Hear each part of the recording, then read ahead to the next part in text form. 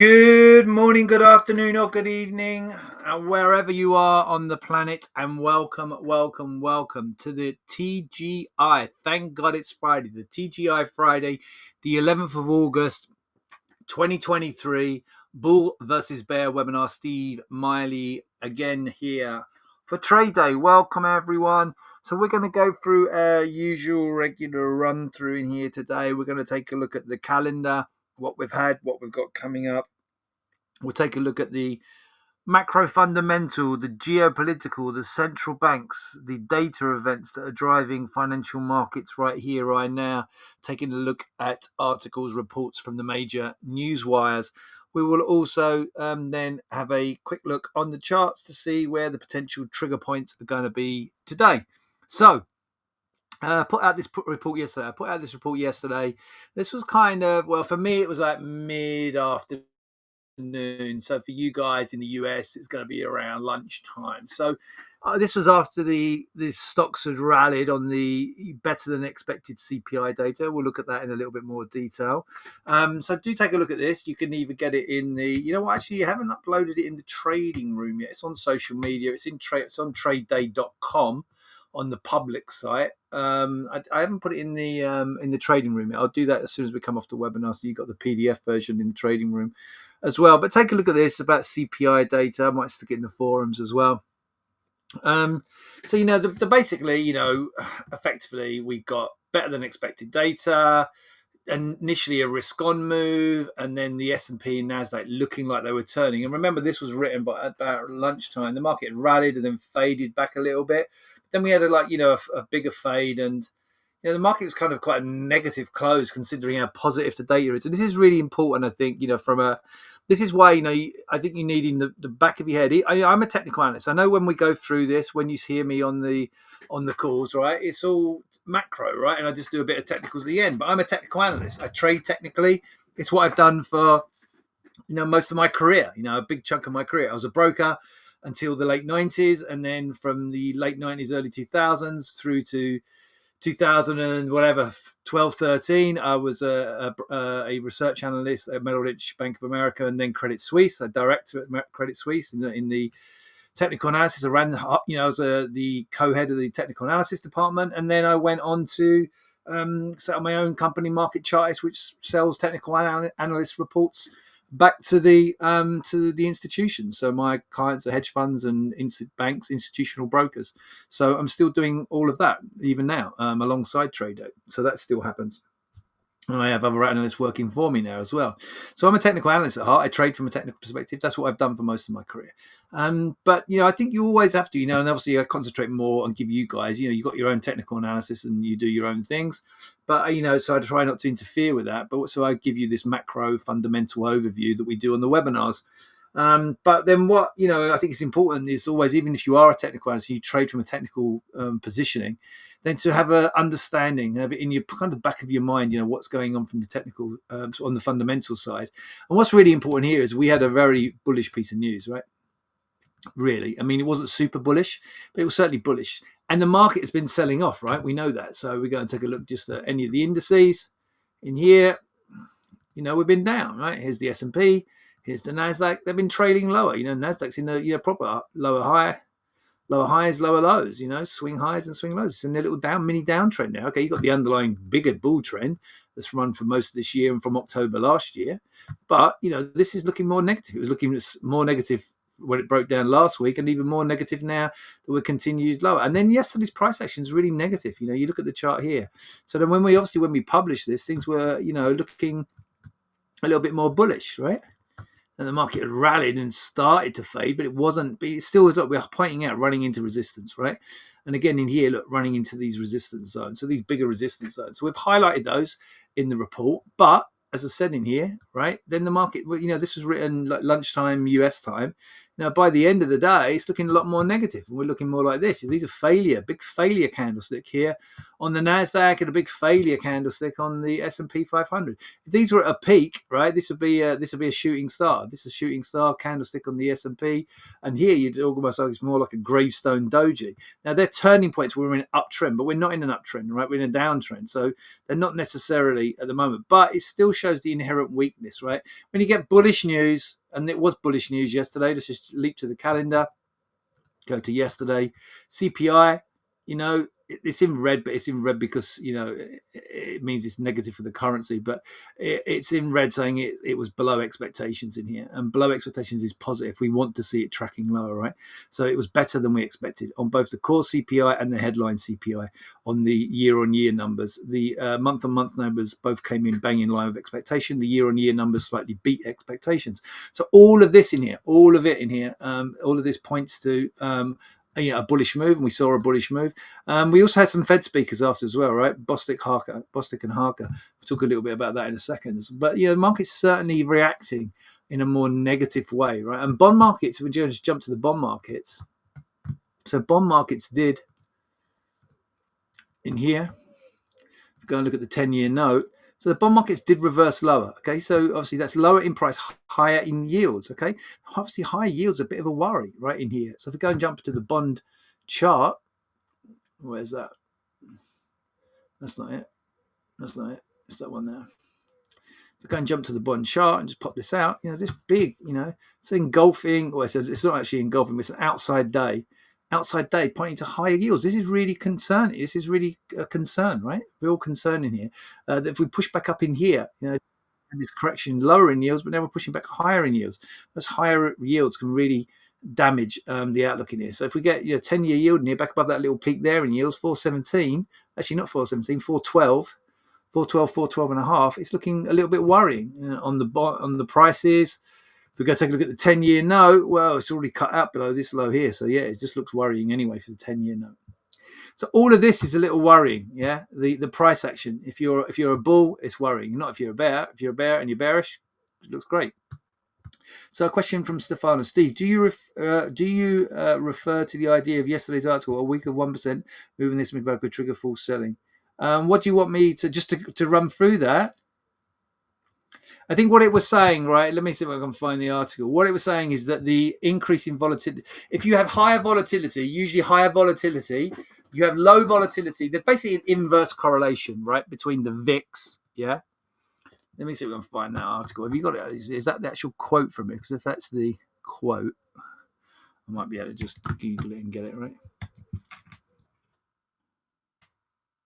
There it is. Okay, so you want me just to explain it, Stefano? Is that what you're asking?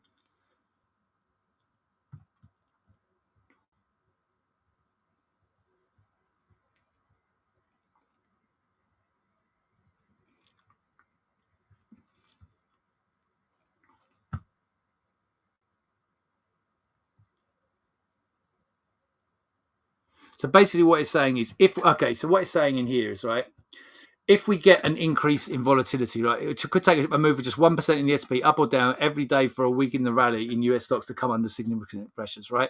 According to data from Numerical, they said the exposure of volatility control funds to equities was so high that the risk of a sell-off had surged following calm trading in recent months. These risk parity funds tend to pile up stocks when the rally during periods of low volatility, forcing them to unwind when trading becomes choppy. So basically what it's saying in here is if in low volatility, grinding moves, and that's what we've seen, right? So what we've seen in here, if you look at, let's just go to the ES because it's just easier. We've had a real grinding move, okay? So because this has not been an explosive move, it's been almost very orderly, up.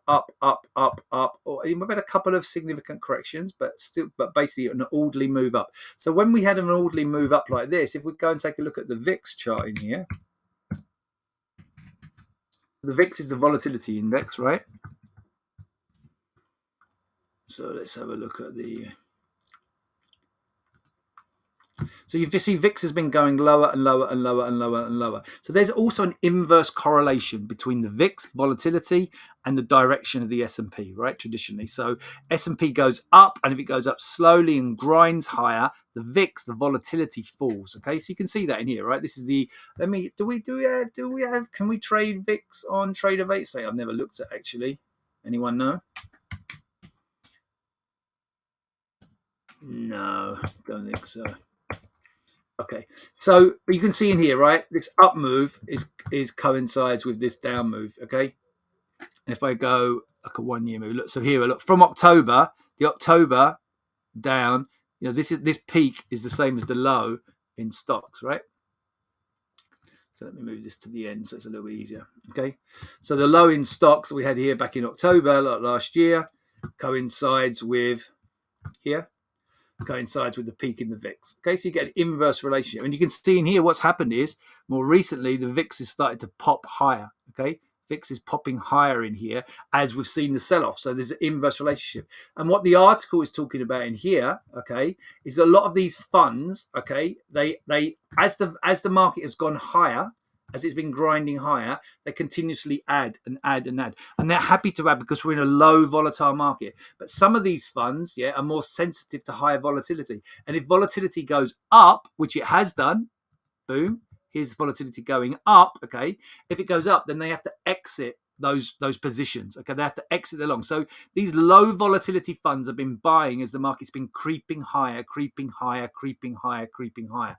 Now the market's going down, the VIX has gone up at the same time, okay? And if we get a significantly, what they're saying is another, if we have more aggressive moves, a week of 1% moves, okay?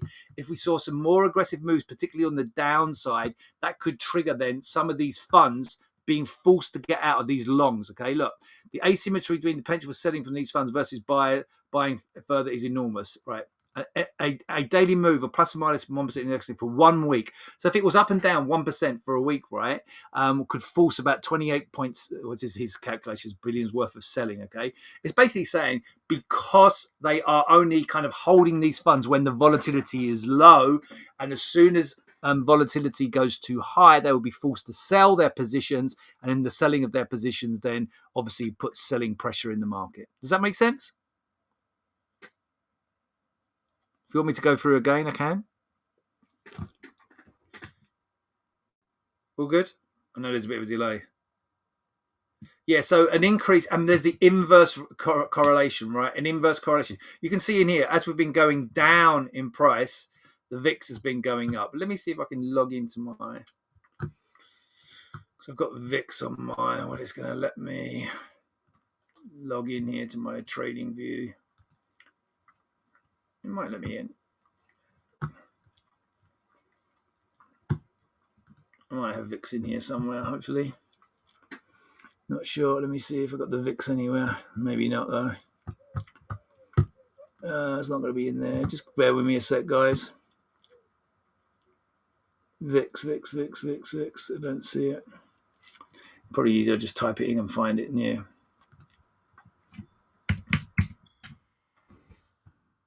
Here we go.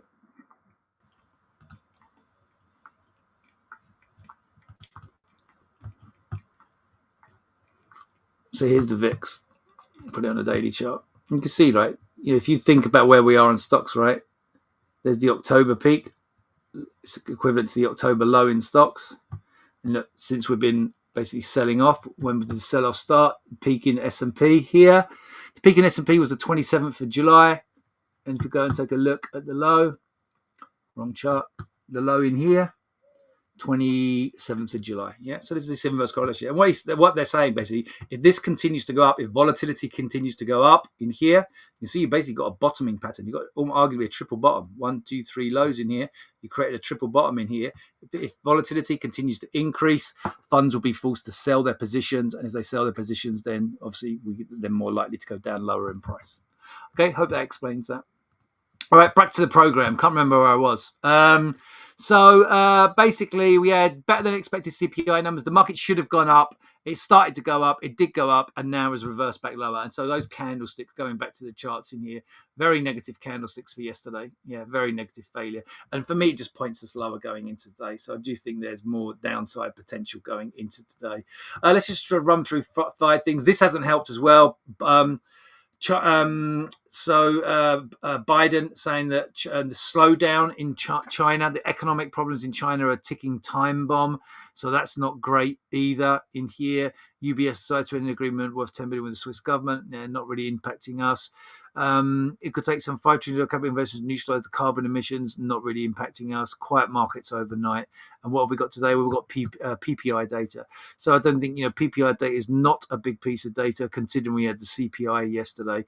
We have had GDP numbers from the UK. I'll talk about the GDP numbers. But you can see in here, all this GDP data, UK data, or most of it in here, look, from there down, it's nearly all green, right? So all positive, okay?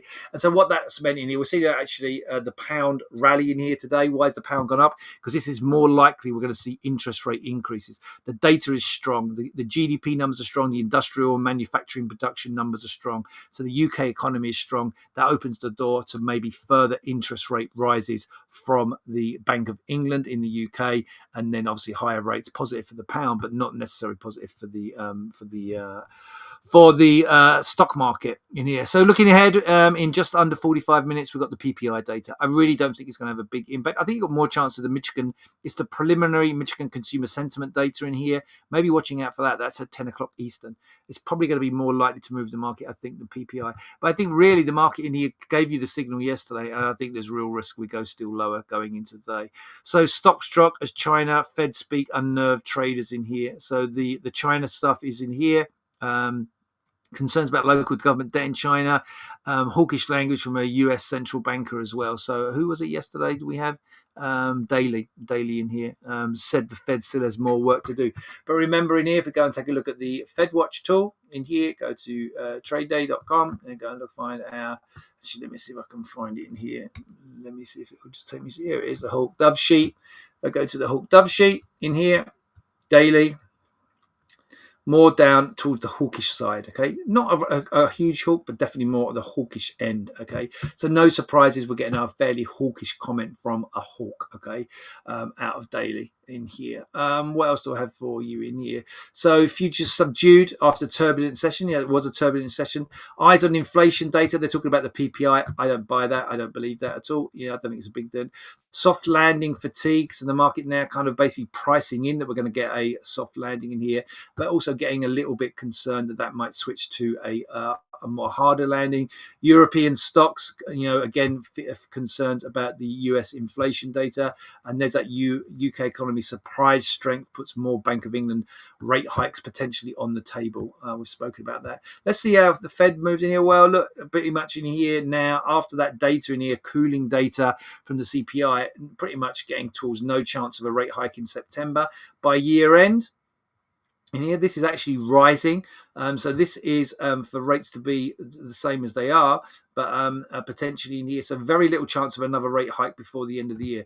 We're now at nearly 70, 72%, 73%, 73% chance we're going to be unchanged at year end or higher. And then where we're going now, March was the point in here. So 39, 49, 47. So we've got about a 50 chance of either rate, 50-50 chance of rates where they are or below. But if you look in here, this is rates where they are. There's more chance of a hike. Okay. Oh no, sorry, rates where they are is here, excuse me. Oh, no. There's only 9% chance we're higher in rates in here, excuse me. This is unchanged and now growing chance in here. So there's only like a 9.5% chance of a hike. By next March, we're looking for either rates the same as they are, but now much bigger chance. Look, 39, 49, 40, about 56, 57, 58, about 58% chance in here that we're lower come next March. So we're looking for rate cut come next March.